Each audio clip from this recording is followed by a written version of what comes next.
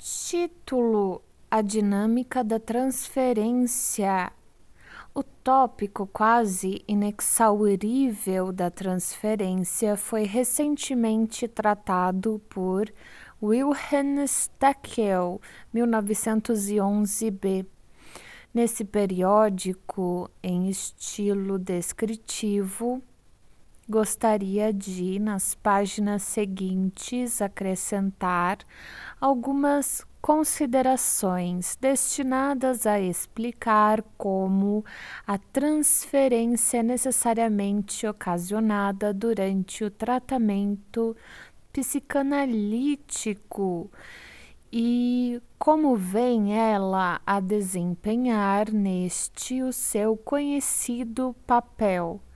Deve-se compreender que cada indivíduo, através da ação combinada de sua disposição inativa e das influências sofridas durante os primeiros anos, conseguiu um método específico próprio de conduzir-se na vida erótica, travessão, isto é, nas pré-condições para enamorar-se que estabelece nos instintos que satisfaz e nos objetivos que determina a si mesmo no decurso daquela. Isso produz o que se poderia descrever como um clichê estereotípico, ou diversos deles constantemente repetido, travessão, constantemente reimpresso, travessão, no decorrer da vida da pessoa, na medida em que as circunstâncias externas e a natureza dos objetos amorosos a ela acessíveis permitam, e que, de certo, não é inteiramente incapaz de mudar frente a experiências recentes. Ora, nossas observações demonstraram que somente uma parte daqueles impulsos que determinam o curso da vida erótica passou por todo o processo de desenvolvimento psíquico. Esta parte está dirigida para a realidade. Acha-se à disposição da personalidade consciente e faz parte dela. Outra parte dos impulsos libidinais foi retirada no curso do desenvolvimento, mantiveram-na afastada da personalidade consciente e da realidade, e ou foi impedida de expansão ulterior, exceto na fantasia, ou permaneceu totalmente no inconsciente, de maneira que é desconhecida pela consciência da personalidade. Se a necessidade que alguém tem de amar não é inteiramente satisfeita pela realidade, ele está fadado a aproximar-se de cada nova pessoa que encontra com ideias libidinais antecipadas. E é bastante provável que ambas as partes de sua libido, tanto a parte que é capaz de se tornar consciente quanto a inconsciente, tenham sua cota na formação dessa atitude. Assim, é perfeitamente normal e inteligível que a catexia libidinal de alguém que se acha parcialmente insatisfeito, uma catexia que se acha pronta por antecipação, dirija-se também para a figura do médico, decorre de nossa hipótese primitiva que esta catexia recorrerá a protótipos, ligar-se-á a um dos clichês estereotípicos que se acham presentes no indivíduo. Ou, para colocar a situação de outra maneira, a catexia incluirá o médico numa das séries psíquicas que o paciente já formou. Se a imago paterna, para utilizar o termo adequado introduzido por Jung, 1911, foi o fator decisivo no caso, o resultado concordará com as relações reais do indivíduo com seu médico, mas a transferência não se acha presa a esse protótipo específico. Pode surgir também semelhante à imago materna ou à imago fraterna. As peculiaridades da transferência para o médico, graças às quais ela excede em quantidade e natureza tudo que se possa justificar em fundamentos sensatos ou racionais, tornam-se inteligíveis se tivermos em mente que essa transferência foi precisamente estabelecida não apenas pelas ideias antecipadas conscientes, mas também por aquelas que foram retidas ou que são inconscientes. Nada mais haveria a examinar ou com que se preocupar a respeito deste comportamento da transferência, não fosse permanecerem inexplicados nela dois pontos que são de interesse específico para o psicanalista. Em primeiro lugar, não compreendemos porque a transferência é tão mais intensa nos indivíduos neuróticos em análise que em outras pessoas desse tipo, que não estão sendo analisadas. Em segundo, permanece sendo um enigma a razão por que na análise a transferência surge como a resistência mais poderosa ao tratamento, enquanto que fora dela deve ser encarada como veículo de cura e condição de sucesso, pois nossa experiência demonstrou, e o fato pode ser confirmado com tanta frequência quanto o desejarmos, que se as associações de um paciente à interrupção pode invariavelmente ser removida pela garantia de que ele está sendo dominado momentaneamente por uma associação relacionada com o próprio médico ou com algo a este vinculado. Assim que esta explicação é fornecida, a interrupção é removida ou a situação se altera de uma em que as associações faltam para outra em que elas estão sendo retiradas. À primeira vista, parece ser uma imensa desvantagem para a psicanálise como um método que aquilo que a Lures constitui o fator mais forte no sentido do sucesso nela se transforme no mais poderoso meio de resistência. Contudo, se examinarmos a situação mais de perto, podemos pelo menos dissipar o primeiro de nossos dois problemas. Não é fato que a transferência surja com maior intensidade e ausência de coibição durante a psicanálise que fora dela.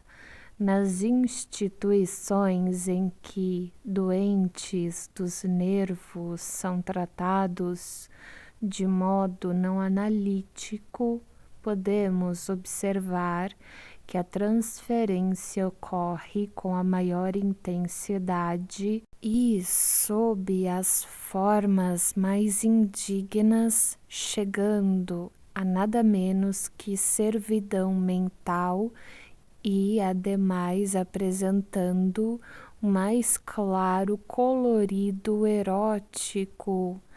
Gabriele Reuter, com seus agudos poderes de observação, descreveu isso em época na qual não havia ainda uma coisa chamada psicanálise, num livro notável que revela sob todos os aspectos a mais clara compreensão interna, insight, da natureza e gênese das neuroses.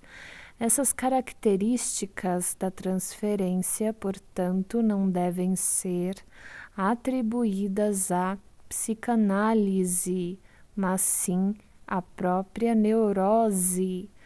Nosso segundo problema, o problema de saber por que a transferência aparece na psicanálise como resistência, está por enquanto intacto e temos agora de abordá-lo mais de perto. Figuremos a situação psicológica durante o tratamento. Uma pré-condição invariável e indispensável de todo desencadeamento de uma psiconeurose é o processo a que Jung deu nome apropriado de introversão. Isto equivale a dizer a parte da libido que é capaz de se tornar consciente e se acha dirigida para a realidade, é diminuída, e a parte que se dirige para longe da realidade e é inconsciente e que, embora possa ainda alimentar as fantasias do indivíduo, pertence todavia ao inconsciente, é proporcionalmente aumentada. A libido inteiramente ou em parte entrou num curso regressivo e reviveu as imagos infantis do indivíduo. O tratamento analítico então passa a segui-la. Ele procura rastrear a libido, torná-la acessível à consciência e, enfim, útil à realidade. No ponto em que as investigações da análise deparam com a libido retirada em seu esconderijo, está fadada a irromper um combate. Todas as forças que fizeram a libido regredir se erguerão como resistências ao trabalho da análise, a fim de conservar o novo estado de coisas, pois se a introversão ou regressão da libido não houvesse sido justificada por uma relação específica entre o indivíduo e o mundo externo, travessão, enunciado em termos mais gerais pela frustração da satisfação, travessão. E se não se tivesse no momento tornado mesmo conveniente, não teria absolutamente ocorrido, mas as resistências oriundas dessa fonte não são as únicas, ou, em verdade, as mais poderosas. A libido, à disposição da personalidade do indivíduo, esteve sempre sob a influência da atração de seus complexos inconscientes, ou, mais corretamente, das partes desse complexos pertencentes ao inconsciente, e encontrou num curso regressivo devido ao fato de a atração da realidade haver diminuído.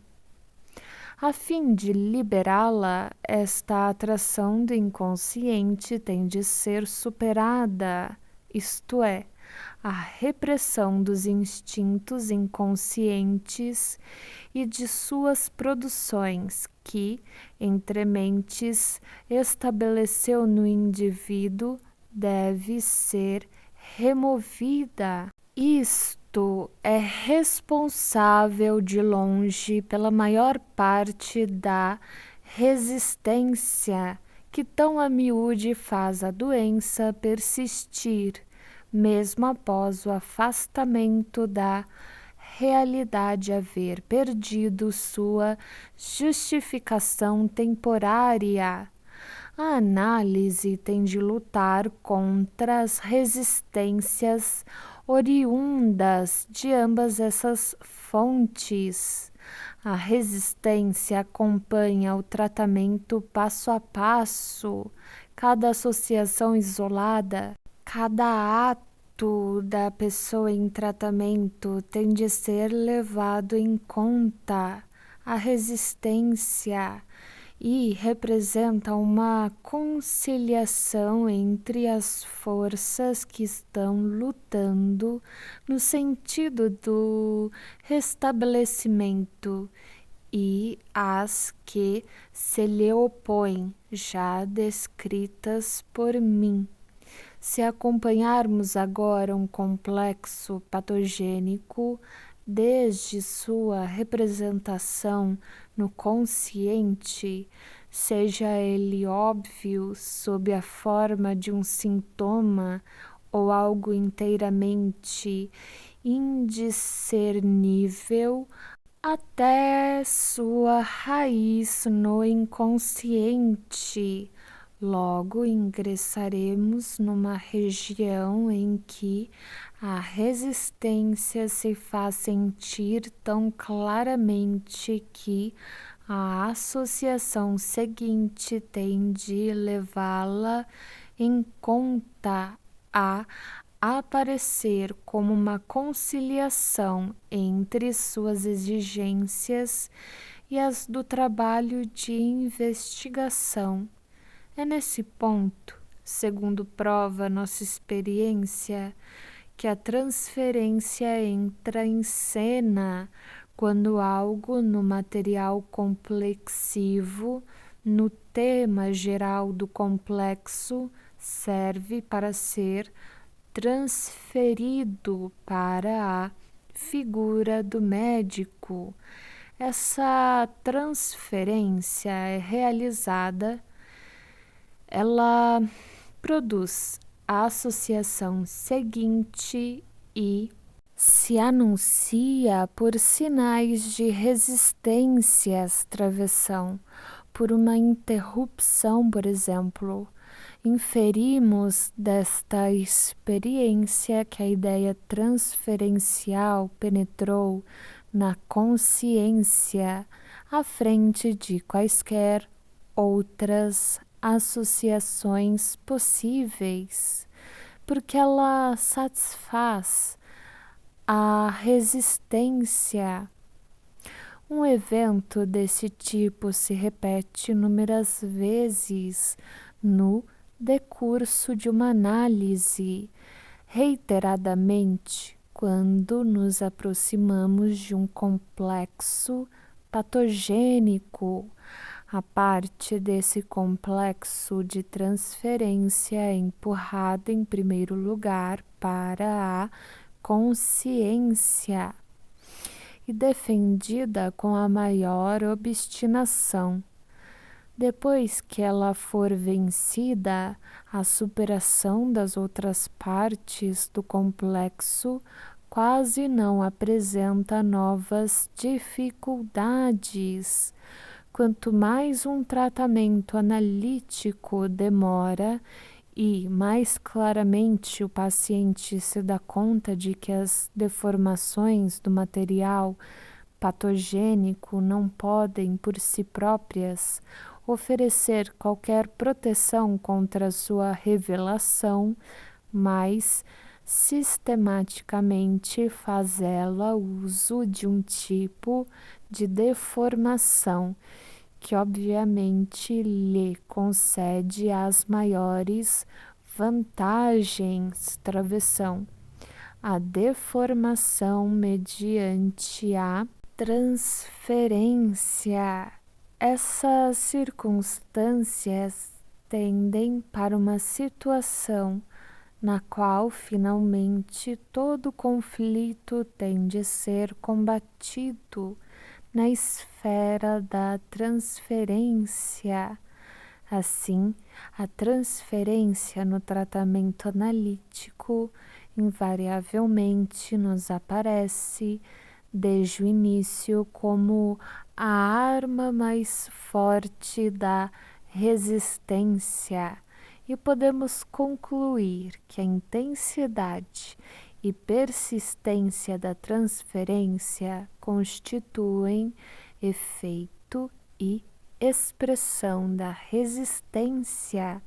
Ocupamo-nos do mecanismo da transferência, é verdade, quando o remontamos ao estado de prontidão da libido que conservou imagos infantis, mas o papel que a transferência desempenha no tratamento só pode ser explicado se entrarmos na consideração de suas relações com a resistência. Como é possível que a transferência sirva tão admiravelmente de meio de resistência?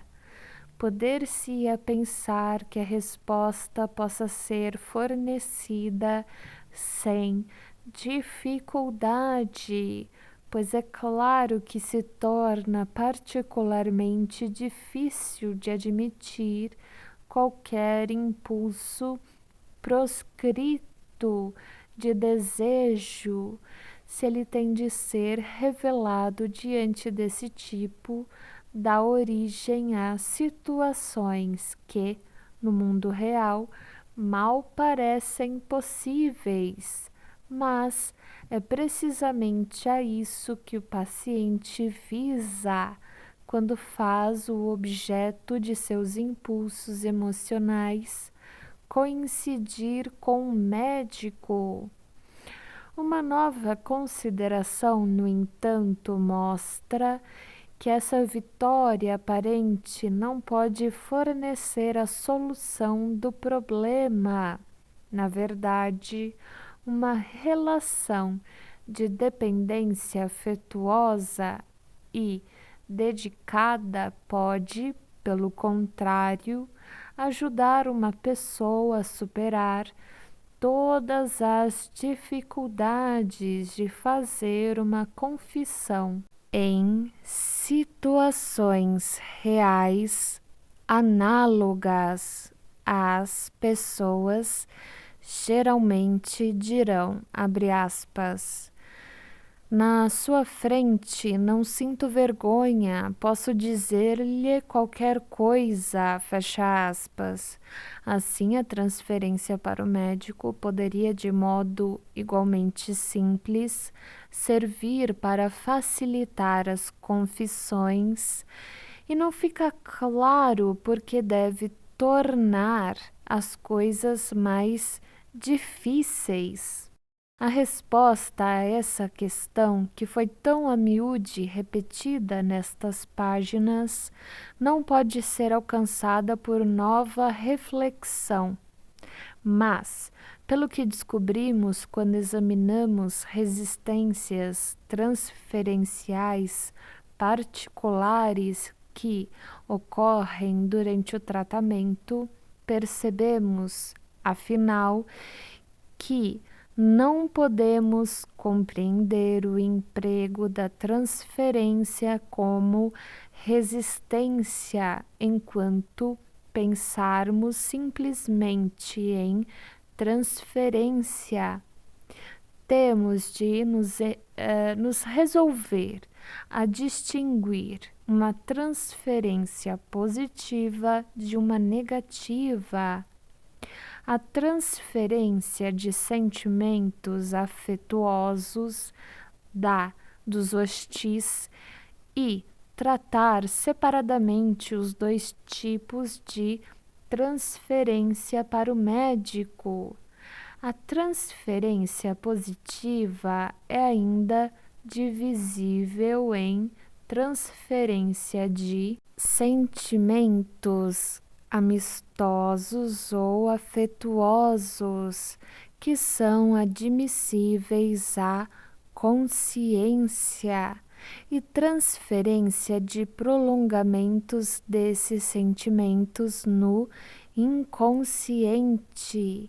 Com referência aos últimos, a análise demonstra que invariavelmente remontam a fontes eróticas, e somos assim levados à descoberta de que todas as relações emocionais de simpatia, amizade, confiança e similares, das quais podemos tirar bom proveito em nossas vidas, acham-se geneticamente vinculadas à sexualidade e se desenvolveram a partir de desejos puramente sexuais, através da suavização de seus objetivos sexuais, por mais puros e não sensuais que possam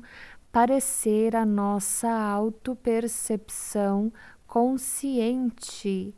Originalmente, conhecemos apenas objetos sexuais, e a psicanálise demonstra-nos que pessoas que em nossa vida real são simplesmente admiradas ou respeitadas podem ainda ser objetos sexuais para nosso inconsciente.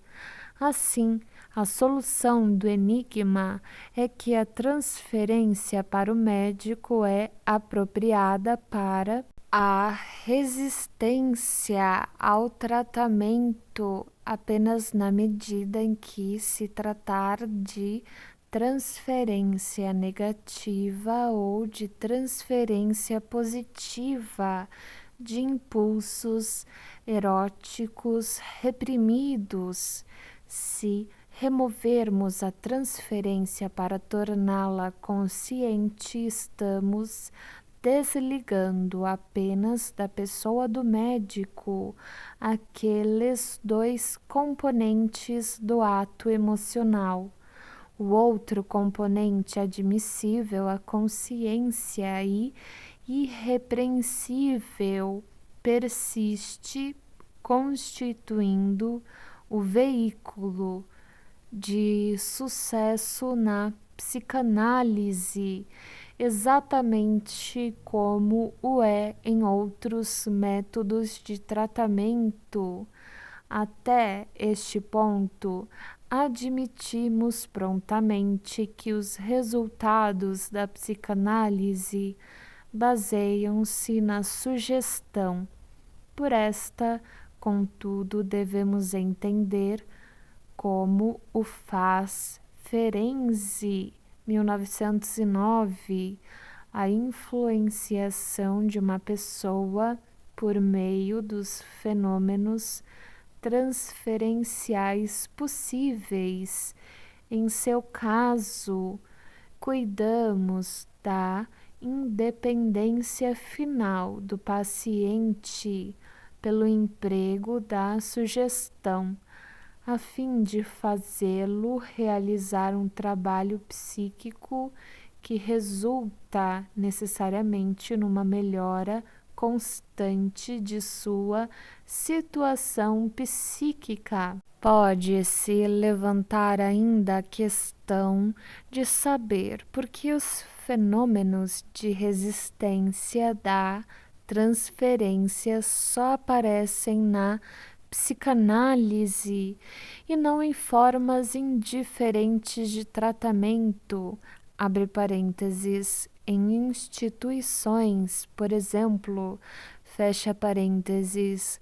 A resposta é que eles também se apresentam nestas outras situações, mas têm de ser identificadas como tal. A manifestação de uma transferência negativa é, na realidade, acontecimento muito comum nas instituições. Assim que um paciente cai sob o domínio da transferência negativa, ele deixa a instituição em estado inalterado ou agravado. A transferência erótica não possui efeito tão inibidor nas instituições, visto que nestas, tal como acontece na vida comum, ela é encobertada ao invés de revelada, mas se manifesta muito claramente como resistência ao restabelecimento. Não, é verdade, por levar o paciente a sair da instituição, travessão. Pelo contrário, retém-no aí, travessão, mas por mantê-lo a certa distância da vida, pois, do ponto de vista do restabelecimento, é completamente indiferente que o paciente supere essa ou aquela ansiedade ou inibição na instituição. O que importa é que ele fique livre dela também na vida real. A transferência negativa merece exame pormenorizado, que não pode ser feito dentro dos limites do presente trabalho. Nas formas curáveis de psiconeurose, ela é encontrada lado a lado com a transferência afetuosa, a miúde dirigida simultaneamente para a mesma pessoa. Bleuler adotou o excelente termo ambivalência para descrever este fenômeno.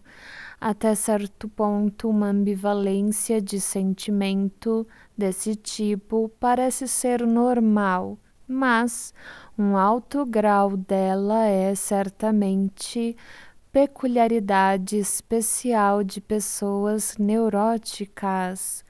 Nos neuróticos obsessivos, uma separação antecipada dos pares de contrários parece ser característica de sua vida instintual e uma de suas pré-condições constitucionais.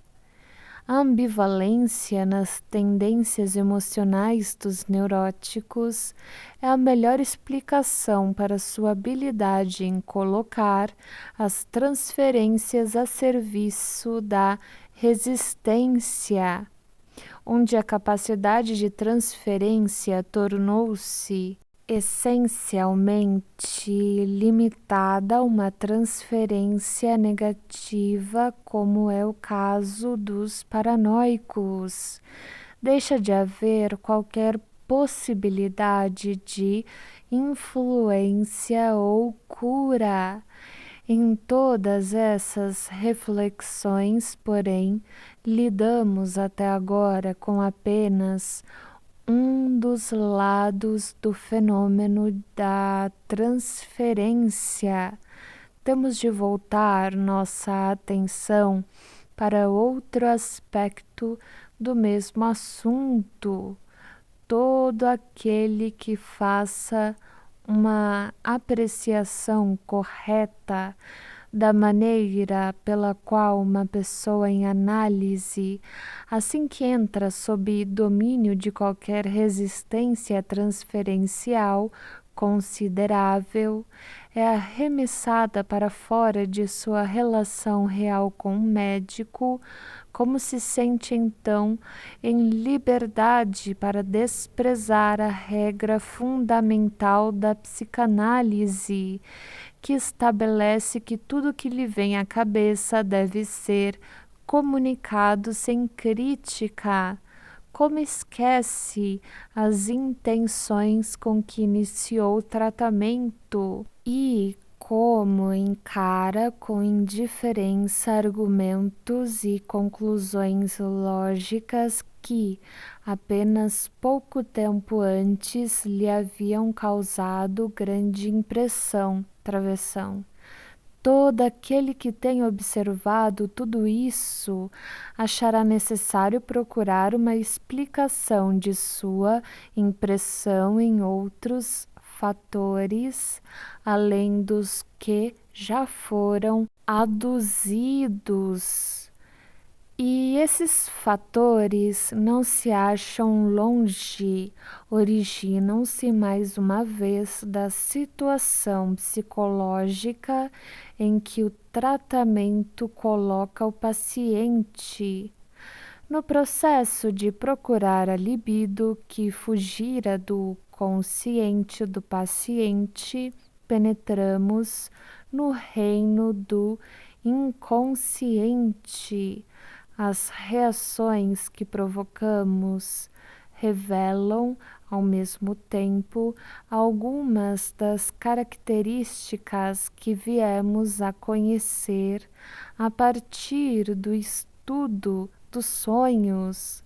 Os impulsos inconscientes não desejam ser recordados da maneira pela qual o tratamento quer que o sejam, mas esforçam-se por reproduzir-se de acordo com a atemporalidade do inconsciente e sua capacidade de alucinação. Tal como acontece aos sonhos, o paciente encara os produtos do despertar de seus impulsos inconscientes como contemporâneos e reais. Procura colocar suas paixões em ação sem levar em conta a situação real.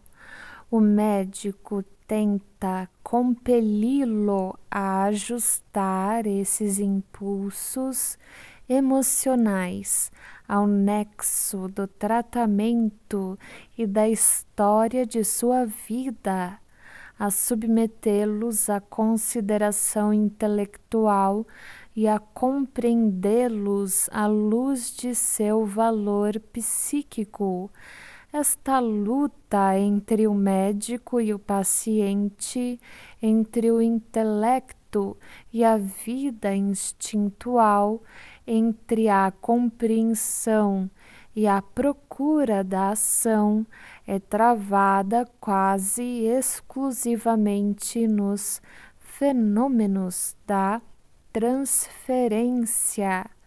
É nesse campo que a vitória tem de ser conquistada. Travessão. Vitória cuja expressão é a cura permanente da neurose, Não se discute que controlar os fenômenos da transferência representa para o psicanalista as maiores dificuldades, mas não se deve esquecer que são precisamente eles que nos prestam o inestimável serviço de tornar imediatos e manifestos os impulsos eróticos ocultos e esquecidos do paciente, pois, quando tudo está dito e feito, é impossível destruir alguém, in absentia ou in effligie.